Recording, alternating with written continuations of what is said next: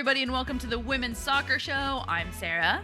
And I'm Allie. And we have a big episode, big week. We are back. International break is over, and we have FA Cup, we have NWSL, we have Champions League coming up. Got a lot to talk about. First of all, let's do it. NWSL Challenge Cup. Allie, let's go. We're going to talk Group A. Did we say this was the most competitive one? Yes, absolutely. I definitely thought this was, it's North Carolina, Washington Spirit, and Gotham. So all three of those teams, in my opinion, have the ability to go all the way. It's changed a little bit in terms of how they've played on the field, and we've had some surprises. North Carolina was a huge surprise, and in a, good way, a bad way, depends on how you see it. We thought that they would fall flat. They haven't. But yeah, this is definitely a really competitive division. First off, I have to say, hubris, thy name is Ashlyn Harris, because after the drama last time Gotham played Spirit, and then it was back on home turf, she didn't do herself any favours. I would not want to have been in charge of her Twitter because of her mentions. Yeah. So should we clarify what we're talking about here? Yeah, let's do it. Yeah. We weren't going to get into games, but we kind of have to now. Just for this one. Just for this one. Last time Washington and Gotham played, it was in Washington, and there was a whole Twitter feud drama that went down where Trinity Rodman basically came for Ellie Krieger, and then Ashlyn Harris jumped in and was like, watch yourself, little girl, and then everybody got involved. To recap, then it exploded. And then this past weekend, they had a rematch at Red Bull Arena at home for Gotham FC, and oh, yikes. Trinity Rodman put 2 goals away against Ashlyn Harris. I saw a tweet that really summed it up. It's Gen Z versus millennials right now, and Gen Z is winning. And that's a sad but very true description of just both of these teams. Washington has so much young talent up front, and Gotham is kind of limping in the back. Yeah, no, absolutely. And you knew it was going to happen, though. You did we? I didn't. I did. It's the way that karma and the universe works, is that Ashlyn shouted her mouth off and then Trinity shut her up. As much as we love Ashlyn, we do, but girl needs to keep her mouth shut. If you want to hear more on just the hot goss, the Twitter of the NWSL, head over to our Patreon because we did a whole segment on it last week. To move on from the Twitter feuds and the gossip, let's talk Group A for a second, because North Carolina is in first. The Spirit are just 2 points behind, and headed into the last match of the group stages, they are playing each other. So this is literally whoever wins secures a spot and moves on. It has come down to this. Unfortunately, Gotham and Louisville are out. I think from this, it can seem that Gotham's been a disappointment. I think that this is a case where, and I obviously am a Gotham fan, so people are probably going to come at me and say that I'm biased and I'm just shaping it this way, but I really don't think that I am. The numbers indicate that Gotham has kind of not lived up to their potential, and when you watch them on field, with the exception of this beating that they just took against Washington at home, this is a team that is basically taking the Challenge Cup as a preseason, and they're being their attitude has been, we're building camaraderie, chemistry, figuring things out, and they feel really positive about the outlook. So to say, we'll see what happens in the regular season. Moving on, I'm not going to go alphabetically because we have to jump to Group C, because Group C is the exact same situation as Group A right now. 1 game left for everybody in the group stage. Kansas City is in first. Did we not shout out before this started that Kansas City is one to watch? I believe we did. High five for us, because they are a fantastic team. They're so fun to watch. They're sitting in first, 2 points ahead of Chicago, which I'll take that hit. I definitely thought Chicago was coming in last. And those two teams are facing each other in the last game to see who advances from their group. So both groups here coming down to the last game, which is really fun. Yeah, no, I'm really excited because the Challenge Cup is one of those things that you're is it just going to be a boring preseason thing? But this one's been really fascinating to watch. I always think the Challenge Cup is just a blast. It's always a blast. It's a tournament format. And the thing is, what I've been saying about the NWSL for ages is that any team can beat any other team on any given day. And the Challenge Cup is just a pure example of that. We're looking at 3 groups. None of them decided. Every single one will be decided with the last game.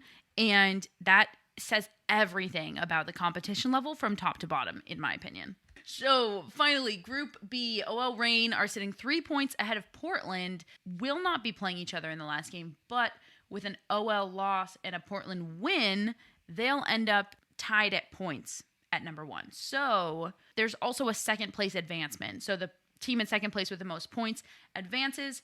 I really think that this is just going to be Portland. I like their chances. First of all, they're the second place team right now with the most points, and on top of that, they are the only second place team that isn't facing off against the first place team in their group. So I think of all things we don't know a lot. It's probably that Portland's advancing as the number 2 seed out of Group B. So those final games will be this Saturday and Sunday, and then playoffs start. We're going to move into a different topic in the NWSL, one that is actually a very hot topic, and also that, Allie, we've been chatting about for the past few weeks. Mainly, yeah. I've been ranting about for the past few weeks, but it seems to kind of have come to a head, and that is the refereeing in the NWSL. And refs. Yeah, and I will say, like, we like to stay away from talking about this and reffing as much as possible, but I think that we need to talk about the inconsistency because it is a larger issue, and we need to make 2 points here about what these 2 larger issues are, because it is really important to highlight. So just like WSL, refs over here are not paid, nor are they trained. I mean, in WSL they are trained, but they're not paid very much. And that's all on the league. That's nothing to do with the rest. The refs are doing the best they can with the job they've been given, and it's a job they want to do. But it's down to the league to offer decent wages and give them the training that they need, because right now we're in a pre-season tournament, but that dodgy ref decisions could result in injury of players because they've not looked out on fouls properly. That could lead to sponsorships and championships and everything else gone because a certain result went a certain way because of a dodgy reffing decision, either sending a player off or... And it just makes the quality worse too. Yeah, for sure. It's a promise that they've made over here, and I don't know about over in the NWSL, but professional refs are the bare minimum we should be asking for in these games. Absolutely. It gets overlooked because I think that people don't see refereeing as a super important piece of the product, but it's one of those things, and I'm gonna liken this for our US listeners. It's like the placeholder in football. When somebody's kicking a field goal, you never notice when the person who's holding the ball does it right, but when they do it wrong, everybody's talking about it. And that's kind of what this is here. And we're bringing this up, like we said, because this is a larger issue, and unfortunately we're seeing it across the women's game, not just in the NWSL. This is actually, to your point, Allie, not something that the NWSL has commented on at all. We'll see what happens, but it's been happening since the start of this Challenge Cup, the inconsistency, and it most likely will affect the rest of the season. The second larger issue that we really need to talk about is, frankly, the blatant racism that has come out in some of these quote-unquote inconsistent calls. And I'll bring up 2 examples because it kind of came to a head this weekend. And for those of you who are watching the Houston-Kansas City game, there was a moment in the game where Shea Groom on Houston and Elizabeth Ball on Kansas City went up against each other. And Shea Groom ended up putting Elizabeth Ball in a headlock, dragging her to the ground, and Elizabeth Ball was given the yellow card. And I should say, Elizabeth Ball is a black woman. So you go to Twitter, and Sarah Gordon has tweeted, Elizabeth Ball had her arms completely down. That's the wrong call, and I'm mad about it, and some of you all will know why. Obviously, nobody ever clarified, but my assumption here is what we were all thinking of. Wow, that is some blatant racism there. Yeah, and you see it all the time, whether it's like you said, like carding the wrong player, because of, the black player will always get the blame. You see it in commentating, because the amount of times that they'll talk about black players as being beasts, being, because they're talking about their physicality, but there's always a slight, real negative connotation with it. And you're seeing it prevalent across women's football across the globe, to be honest. You're definitely seeing it in the WSL, where certain players will get carded because of their physicality, whereas a white player will get away with it. Mm-hmm. Yeah, and I mean, this isn't the first time this has happened in the NWSL. Everybody remembers last year when Morgan Weaver got tied up with Kristen Edmonds in the Portland-Kansas City game. They both got sent off the field, but the end result of what happened is that Morgan Weaver's red card got repealed. She got to play, but Kristen Edmonds, the black woman, ended up getting suspended. So the white woman's punishment was revoked, and the black woman got a further deepened suspension. So it's the fact that this is happening, and the fact that this is happening over and over and over again. And I mean, with all of this, it's refereeing, but it's obviously such a larger issue. And these two larger issues that we're talking about are very separate, but they both kind of like have been condensed and come to a head together in the refereeing of the NWSL right now. And that's why we need to talk about it and to shine a light on it, frankly. Yeah, no, of course. It absolutely is a huge problem. And it's one of those things that you point it out and people will come up with all different reasons why it's not what you're saying it is. Right, exactly. And it's like, how many more excuses can you come up with? Like, really? So moving on from that, we've got one more topic in the NWSL here. Hopefully to end on maybe a bit of a lighter note, we have to just call out a star player who has really, we talk about how these players come out of the Challenge Cup and are the new stars. Bethany Balcer of OL Reign. Look, I know she's not a household name right now. She might not even be the star of the Challenge Cup, but she is for me. And here's why. First of all, what a smasher of a goal she had this weekend. Oh my goodness. Go watch the highlights if you haven't. Second of all, Bethany Balcer came out of Spring Arbor University, which is an NAIA school. She played NAIA and she came to NWSL undrafted. And Michelle Betos was undrafted. I really want to highlight these players in the NWSL because it's such a funnel. And people think that there's only one way to get to the league.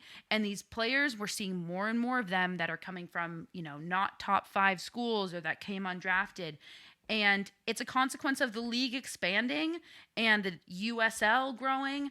And it just is so wonderful to see somebody who was not given an opportunity early on come out and she's smashing it on the best team, arguably, in the league right now.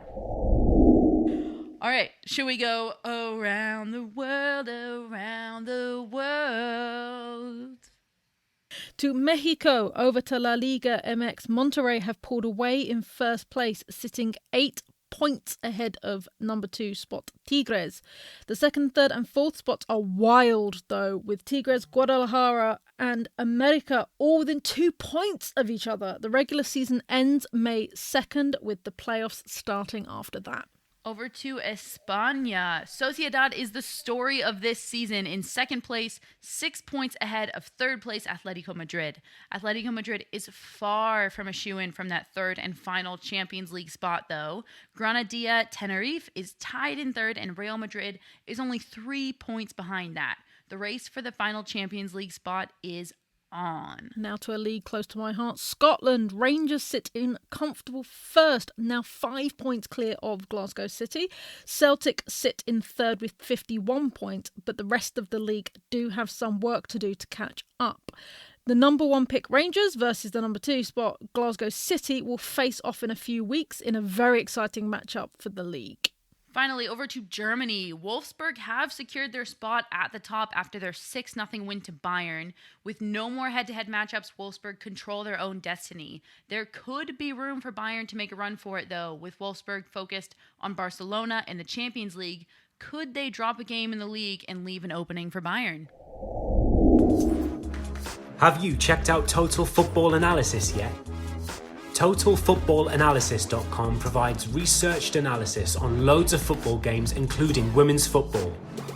Want to know why Miedemar scores so many goals?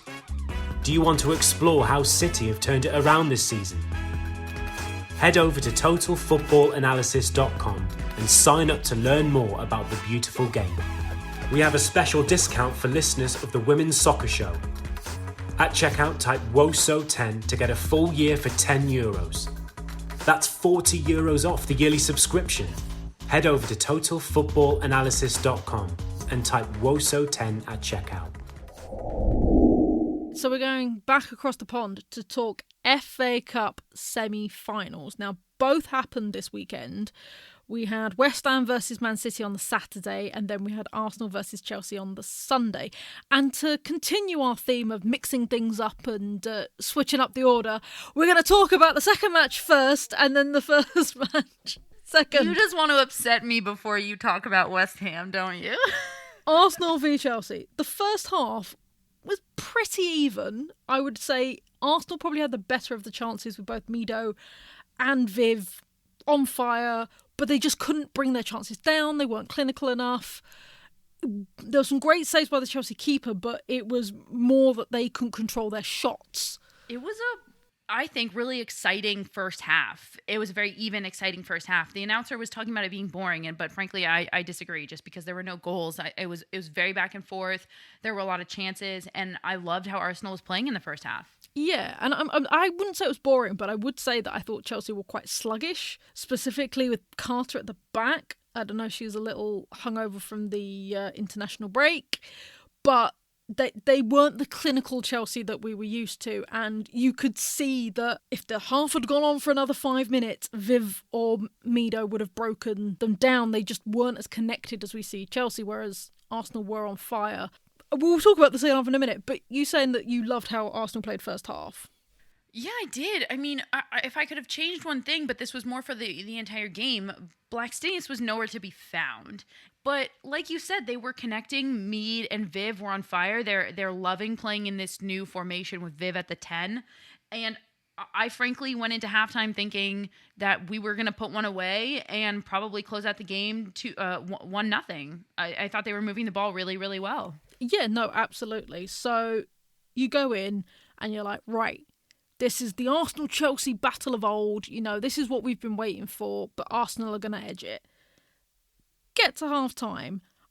I don't know what Emma Hayes said to Chelsea, but it clearly worked because the reversal was huge. Chelsea were the clinical team that we have seen all season. Their backline tightened up and were much harder to crack. And Arsenal fell to pieces. That's truly the way to say it. Arsenal fell apart, and it was hard to watch. And I think that there's a few things to touch on. So let's go one at a time. First of all, when the second half started, Beth Mead it didn't kick off exactly how you're explaining. Like, the first 5 minutes of the second half, I think, were alike to the first.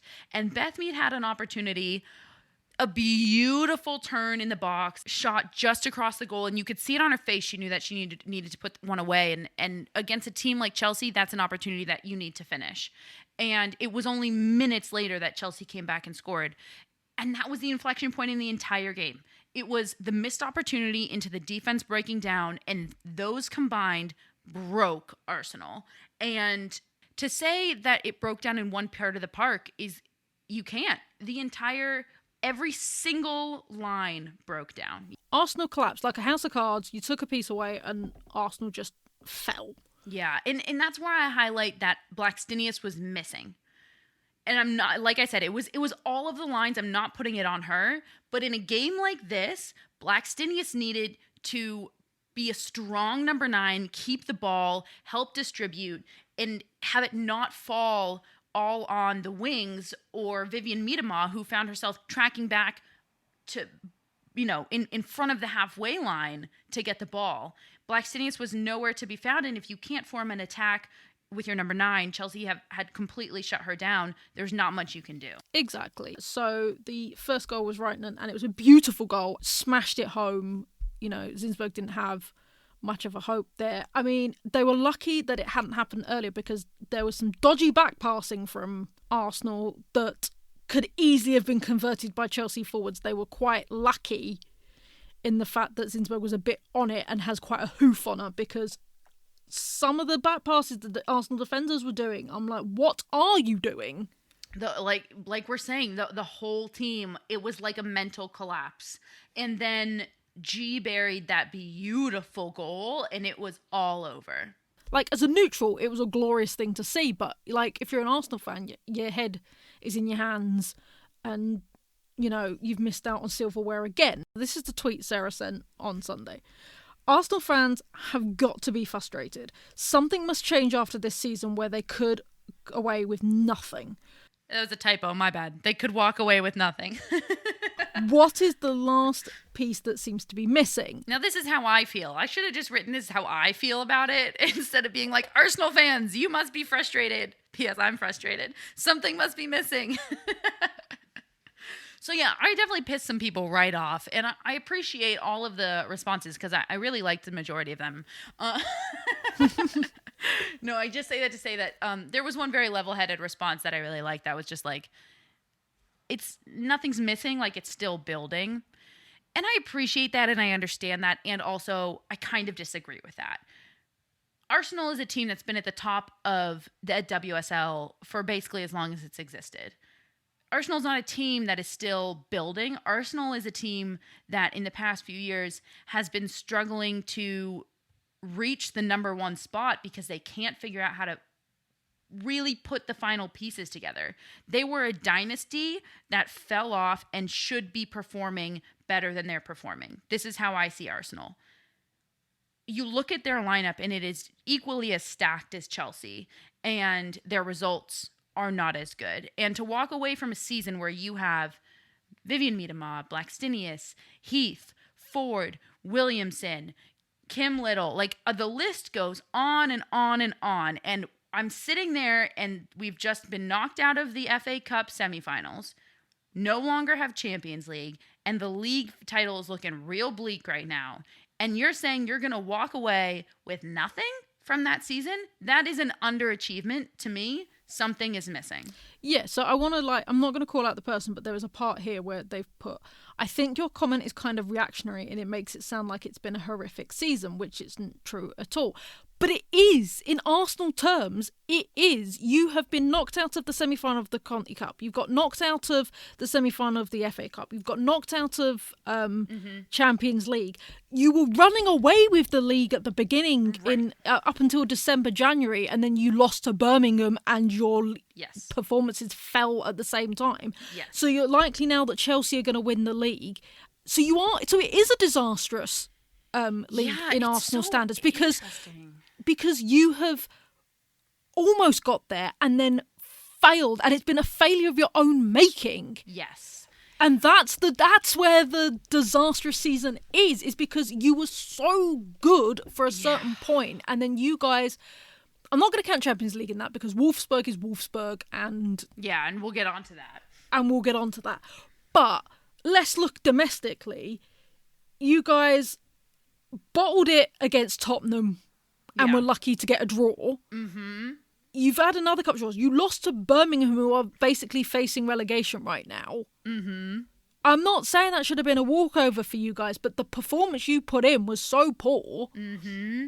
And so yes, things like that is a disaster for Arsenal because you've started the season so well and you had the promise of coming away with like the treble domestically, and now the likelihood is you're going to have nothing, and all you're going to show for it is platitudes from your manager being like, oh well, it didn't quite go the way we wanted it to, and there's so much more for us to work on. And that's not, what's that going to do you when Viv leaves you at the end of the season? Exactly. Heath probably will leave you at the end of the season. Jordan's contract is up and is likely to disappear off to a club that's actually going to give her playing time. Exactly. So these platitudes are not going to do you very well, and it is going to be a disaster for you next season when you haven't got the players to make it up. And you end up falling even further and go back to good old Arsenal propping up the third place. Yep. Which Man United will probably beat you. Hey, now, let's not get too far down this. I'm sorry, but the way they're going, you've got Tottenham beating down the door for fourth. You've got, and third. You've got Man United beating down the door for fourth and third. Yeah. So And it's a competitive league now, which is It's a great. competitive league. You can't rest on this whole, No. well, we're Arsenal and we used to be great. Exactly. And it's okay for us to have just a second place season. You totally can't. agree. And I do want to pose this question of, if there hadn't been so much media around basically saying Viv had essentially indicated that if there were no titles or no Champions League title, she was gone. So I think it does feel, or to pose it as a question like I said it was going to, does it feel bigger for Arsenal fans because of that? Is it kind of like, well, but if we won the title, maybe we keep Viv? You can't base your whole strategy on one player. You can't. I'm going to say something really controversial here. We might be better off without Viv. Oh, that is controversial. I just never enjoy when a team starts to revolve around one forward, and that is how Arsenal has begun to play, and it's kind of like a keep Viv happy game. Not on the field, just kind of in general. So I do wonder potentially if there would be a little bit more cohesion on the field and maybe a little bit more fluidity. Maybe they play a little bit more dynamically if she moves on. And it could just be the mental internal turmoil of it, will she, won't she? I don't know, but I'm just saying, for all of you Arsenal fans out there, if it happens, it might not be the worst thing. And we should put a poll on Twitter. I'm done talking about this now. Okay, all right. Let's talk about my hurts. We're going to talk about West Ham City, which ended up 4-1 Man City. I'm very glad I didn't travel down for this one. I'm not going to lie. Yeah. It would have been a nightmare to get to, and it wouldn't have been worth it. One where initially the scoreline that we ended up with did not indicate how most of the game, the first half of the game, I guess, went. I'm going to say now that this game, despite the scoreline, was more competitive than the Arsenal-Chelsea game. I understand that. Yeah. There was never a moment where you thought, maybe Arsenal will win. Exactly. I never thought West Ham were going to win, even before the ball kicked off. I'm not going to lie, because we don't have the greatest record against Man City. We've got one win out of however many appearances against them. Hey, you've got a tie. Don't worry. However, I felt that both teams were fighting constantly, whether it was West Ham to get back in the game or Man City didn't want to put anything down to anything, and even when they were 4-1 up was still chomping in the last few minutes. So that's my argument, is I think the West Ham City game was more competitive than the Arsenal-Chelsea game. So City put one away, they put their second away, and you're thinking, uh-oh. And then Lisa Evans comes through and scores an incredible goal. And then all of a sudden it was like, oh, this is a game. This is a game. I really thought for a moment maybe West Ham can do this. So I understand what you're saying. Let's talk about that first goal for a second. I think I just screamed. It was so beautiful. Screamer of a shot from Kira Walsh outside the 18. Bangs on the crossbar. Bounces down. Nobody on West Ham is covering Ellen White for the rebound. Ellen White picks it up, heads it in. Goal. You say that this was offsides. No, his question mark, was Ellen offside? No. Now, you can't be offside for a rebound. I know that. So Yeah, that's so not the answer what... is no. No, because she was offside when Kira booted the ball. I don't think so. If you look back on it, Ellen doing what Ellen does, she was too far Allie. ahead of the defender. She was offside. Allie, I love you, but this sounds like a West Ham fan nitpicking for... Put it this way, if the Just women's a game little if the bit. women's game had VAR, she would have been offside. Well, aren't we lucky that we don't? Second goal was a West Ham defensive error. Our own captain has come out and put it out there that she messed up. Well, okay, so let's take a moment. That's to say it lightly. This second goal, correct me if I'm wrong, is Jilly Flaherty has the ball, hardly anybody around her, in right outside West Ham's 18. Turns, plays the ball square across the center of the goal to nobody. It gets picked off by Chloe Kelly, and she puts it away. Welcome back, Chloe Kelly, by the way. We're very happy to see you, and I'm really happy that she's back and healthy. That was not just a mistake. No, that was a score by error. She's even said it. She's even come out and said it. She's posted something really beautiful on Instagram, and I was going to try to hold this back until the end of our conversation because I don't want to totally piss you off, but I'm going to say it now because we're talking about Jilly Flaherty, and I've thought this for a long time, and it's going to sound like I'm saying this now because of that error, but is she really the captain to take West Ham into the next phase of what they're building? Nope. Okay. Well, I thought we were going to have a discussion No, about it. Yeah, no, I agree. no. She's Do you know? not. Do you know what? Do you know what? It's one of those things that, like, even casual fans that have come with me have said, and I've defended Jilly for a very long time, and I do have a soft spot for Jilly, but it's a bit like when we got rid of Matt Beard. Matt took us as far as he could take us, and then we needed someone to help us push on. Jilly has, in my opinion, has taken us as a captain as far as she can take us, and we need someone else. Let's talk about this game, because West Ham held their own for a very long time before the floodgates opened. So talk us through, how did West Ham stay so competitive in this game? Because they were getting a lot of shots on goal and really breaking down City for a while. And then what happened in the collapse? Yeah, so let's talk about the goal. Let's talk about Lisa Evans' goal. First off, it was a beauty of a goal that was kind of gifted by a terrible defensive error between Roebuck and Bronze. Yes, but Lisa Evans took advantage of that like not many players can. Oh no, 100%, because Lisa Evans is a talent of her own, and I wish we've seen more of her because she's been injured, unfortunately, through some of her loan spell. But the time that she's been on the pitch, she's been magic. I feel like she's found quite a home at West Ham because, or frankly, I think the whole team can be built around her, and it can give her a moment to shine. And the way that she plays it fits really well in the system. And I just love seeing her thriving on the pitch. She deserves it. And I love the blonde hair, I have to say. She got blonde highlights, and I thought she looked really good. I had to throw that in there. I was watching the game, and I was like, ooh. And you're right, that was 42 minutes. That's given West Ham hope, because we don't score many against Man City. So to be 2-1 down is still achievable. We can come back from that, and to have that goal and that momentum going into halftime. I thought that the second half would end up differently. We can keep talking about West Ham, but I do want to give credit to City, so I'll say that City, as much as it pains me to say, played very well in this game. And more this season, I don't know what it is about City starting off seasons terribly and finishing wonderfully, but this game that they put together, the way they were able to combine, and this momentum that they're taking into the end of the WSL and into this FA Cup final, they have been playing really well. And I think I agree, this was less of a West Ham collapse than it was. They held on, and City was just the better squad.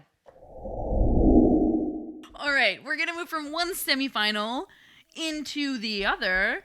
Our final topic for the day, we're going to talk Champions League preview. That is right. We're back with the Champions League. Leg 1 of the semifinals is this Friday and Sunday. I am so excited for these matchups. Yeah, no, absolutely. So we've got to talk about Barcelona-Wolfsburg. It's another sellout at Camp Nou, which is amazing considering their men's team couldn't even do it for their quarterfinal.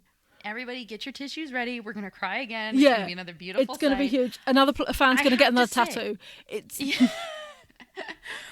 I have to say, I am extra excited for this game. You look at these two matchups, Wolfsburg, Barcelona, and Lyon PSG, and you would think that everybody would be most excited for Lyon PSG because it's a clash of the titans of the French league, right?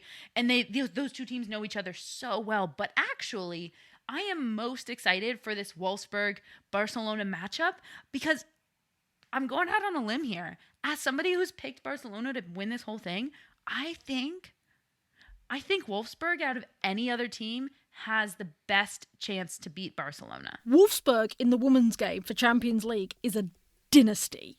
They are. Like, it was a running joke that it was going to be Lyon-Wolfsburg in the final consistently. And they were all they're a bit like Chicago in the fact that they were always the bridesmaid, never quite the bride. But they have got that dynasty-esque feel about them. Whereas Barcelona in the women's game are the young upstarts that have absolutely smashed the season. They smashed the Champions League last season.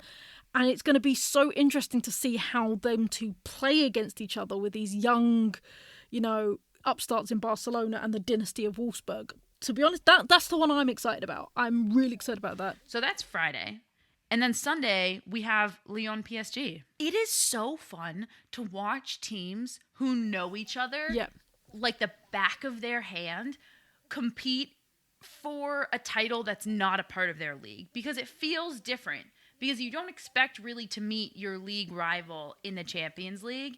And now that it's happened and they're battling for a Champions League final, this is going to be an absolute blast. And I have to say, like, I think last year I would have picked PSG. I think it's all Lyon this year.